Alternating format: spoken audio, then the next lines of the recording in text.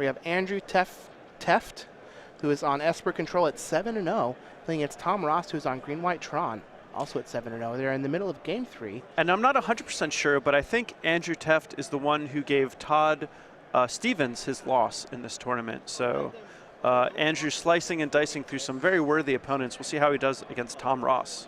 Yeah, he's been going through the alphabet. He's on the T's for now. We got the black hoodie versus the black leather jacket. And so Tom has a relic of Progenitus and an expedition map. Andrew is going to use a fetch on Tom's end step. So it looks like Tom won Game 1 and Andrew won Game 2. And this Relic of Progenitus, even though the Esper control deck isn't a graveyard style deck, Relic of Progenitus still does a lot of good work post-board in being able to combat not only Snapcaster Mage, but also Lingering Souls and Tassiger, which both make an appearance in this Esper control deck. And worst case scenario, a Dragio card. Yeah. Yeah, Relic of Progenitus, it's one of those cards where in certain matchups it's going to be really powerful, and the opportunity cost is quite low on it because you can always cycle it. I mean, granted, that is a cost, but it's a low one. So let's see what Andrew has for his third turn. He's wanting something like Liliana to try and work on Tom's hand. Lingering Souls would be great, just as a way to get a threat. Yeah, just going to pass the turn. One thing that I like about Andrew's deck being a Esper control deck rather than what we see sometimes as a Jeskai deck is that the discard is going to be quite potent against Tom's deck. He's going to be in kind of an awkward scenario where he doesn't want to hold on to his threats for too long because they can get tagged by discard, but if he jams them out there, he may run into a mana leak. Well, here we have a Thragtusk for Tom, as he was able to assemble Tron. Yep, very, very admirable body. I've played with Thragtusk quite a bit, and it's helped ensure that I didn't die and that I killed my opponent. Yeah, it does both of those things very well. Yeah, and it generates card advantage. You really get it all with Thragtusk. Really powerful card. So Andrew is just going to fetch on Tom's end step. And now Andrew potentially needs to deal with this Thragtusk on Andrew's turn, which would be perfect for Tom. Tom just wants to make Andrew tap out on Andrew's turn so that Tom will be able to land something without having to worry about counter magic. All right, Andrew just has a land. I think it's a Drowned Catacomb. We've got a little glare there. Yeah. Thragtusk is going to enter the red zone. And one thing that's also a little interesting about this is a card like Thragtusk can really throw an opponent for a loop if they're playing cards like Negate or Counter Squall. Normally you would want cards like that because with the Tron deck they can just get a bunch of mana and be able to pay for a card like Mana Leak. But if you're playing Negate and Counter Squall, then you can't counter the Thragtusk.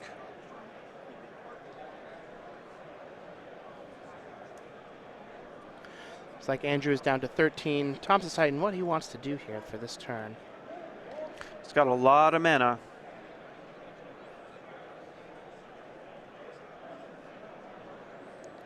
He's likely just contemplating playing around counter spells. Just going to sit on the big threats in his hand, and that's what he's going to do. Yeah, and I mean he's got a total of 10 mana, so he can potentially play a 7 mana spell and still pay for Mana Leak. All right, well, there's a Geist of Sainttraft for Andrew after he plays his 5th land. He's going to pass the turn back, 2 mana available. And this Geist of Sainttraft doesn't line up particularly well against Thragtusk. I know a lot of people will be big fans of bringing in threats out of your control deck sideboard so that you can catch your opponent off guard when they take out all of their removal, but you have to worry sometimes about just getting outgunned or just being behind in some sort of race. So we'll see how much work this Geist of Sainttraft can do. It is a pretty hard-hitting threat, but Tom's pretty far ahead in the life total race. Well, Tom's going to sacrifice Expedition Map on Andrew's end step. Go get his copy of Sanctum of Ugin. Crash in for 5 more with his Thragtusk. That's going to knock Andrew down to 8. Tom has just a couple. Looks like he has a couple Karns and Ugin. just deciding if he wants to start jamming these threats and make Andrew use his cards now, or just sit back on this Thragtusk. And so this is Tom casting a threat with mana available for Mana Leak, but it looks like Andrew has a Counter Squall. So Counter Squall is going to counter, and so it's a negate and makes the opponent lose 2 life. Yeah, really sweet card.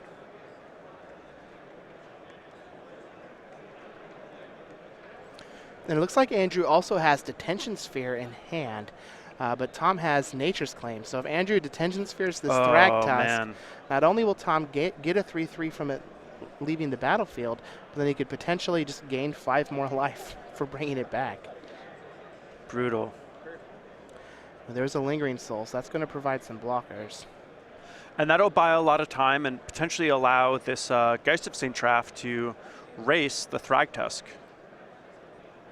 Tom can potentially pump the brakes and not attack with Thragtusk so that can block the Geist of St. Traff, but then Andrew will be able to start attacking with the Lingering Souls. So Andrew's kind of ensuring things line up fairly well for him. And because Andrew didn't just cast Lingering Souls and flash it back, it needs to be on Tom's radar that maybe Andrew's holding his mana up for a reason, potentially for another Counter Squall. Yep. Tom was able to untap and use his Relic of Progenitus to take care of the Lingering Souls in Andrew's graveyard. Tom's just going to try another Karn. He's holding that Ugin back. But a Counter Squall is going to take care of Karn. Sanctum of Ugin is going to be sacrificed. Let's see what he goes and tries to find. There's an Ulamog. Nice. That is pretty big game. Oh yeah. That doesn't get chump blocked by Lingering Souls particularly easily. Yeah, and since he has this Ugin that he's going to try and slam next turn, I think there's a chance that he just doesn't attack, which he is. He's just going to pass with the Thragtusk. Yep. Wants to protect his life total. And obviously Tom doesn't have the deck list and doesn't know that Andrew plays exactly 2 Counter Squalls, but he's got to think that his opponent's, you know, running out of this stuff at some point. Mm-hmm. It also looks like Andrew has 2 copies of Spreading Seas in his graveyard. I'm quite sure those probably came in. Yeah. So I feel like Andrew needs to do something to make some headway. He knows that this Ulamog is going to be coming during the next turn, and there's not a whole lot he's going to be able to do about it. Ulamog, when it's cast, it gets a trigger to exile 2 permanents, and Andrew knows how he's going to be able to deal with it if it comes into play, and it's probably not going to look good. Okay, well, Andrew's going to attack with Geist of St. Traff and a 1/1 Spirit, along with the 4/4 Flying Angel that comes with Geist. Tom's going to block the Geist of St. Traff, take 5 damage, fall down to 10. Andrew's just going to play a land and another Geist and pass the turn back to Tom. And having the control deck use its Geist of St. Traffs as burn spells is not the most common mode, but seems to be Andrew's line for this game. Going to pass the turn back to Tom. Let's see if he tries to jam an Ugin here and minus. So Ugin minus would be pretty nice. Ulamog would be pretty nice too. It's the world is essentially his oyster at this stage in the game. He can kind of do whatever he wants. Well, there's the Ulamog. Likely to take care of both of the Spirit tokens, maybe?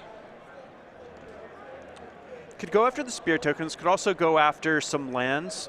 With the glare, it's a little hard to see exactly what lands Andrew has. Yeah, I do believe he has a Creeping Tar Pit. Yeah, but if there's something like a Creeping Tar Pit, or maybe you can cut him off of 1 color of mana, that can be a nice thing to do.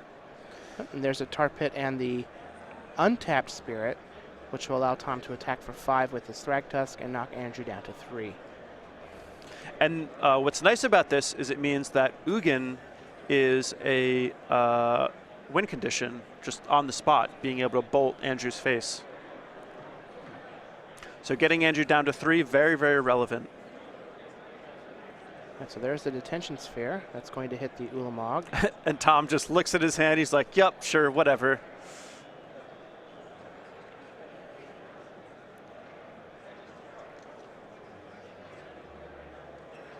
So what's interesting about this is I believe Tom has a Nature's Claim, and he could use that on the Detention Sphere to block the Geist of St. Tefft, but that would make it so that Andrew would gain 4 life. Mm-hmm. So it looks like he's just going to take the 7 and fall down to 3. I like it. I think he's banking on this Thragtusk plus Ugin. Andrew needs to have 2 answers to both cards in his hand. Yeah, unlikely to do so. So there's the path to exile. He needs a negate or a counter squall. Mana leak is not going to do it because Tom just has tons of mana. He's going to get a beast token for his troubles. This does seem like it was a very close game. I mean, look at the life totals. You know, 3-3. Both players have lethal threats on the board. Looks like we're just going to get an Ugin. Ugin's such a sweet card too. This is unfortunately we only see it out of this green white or these green Tron decks, but it is a very, very sweet card. One of the ones that when it was in standard, I wish I had played with it more. Look at it, it's just so cool. It is. Let's see if he goes for it or if he just tries to play it. Oh, he's going to go with the Ugin. Yep. And I like this. Now you kill your opponent. All right, +2 up top. He's going to minus. Oh, wow. So I wonder if there's a life gain card that he's playing around. Either way, this is going to work out pretty well for Tom. He definitely has more than enough to beat Andrew on the following turn.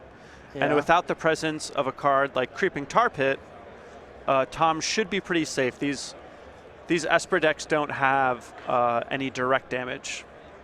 Looks like Godless Shrine was what was exiled by the World Breaker. And Andrew is just going to extend the hand. Tom Ross is going to win 2-1 with Green-White Tron and move on to 8-0. Yep. Undefeated. And Tom Ross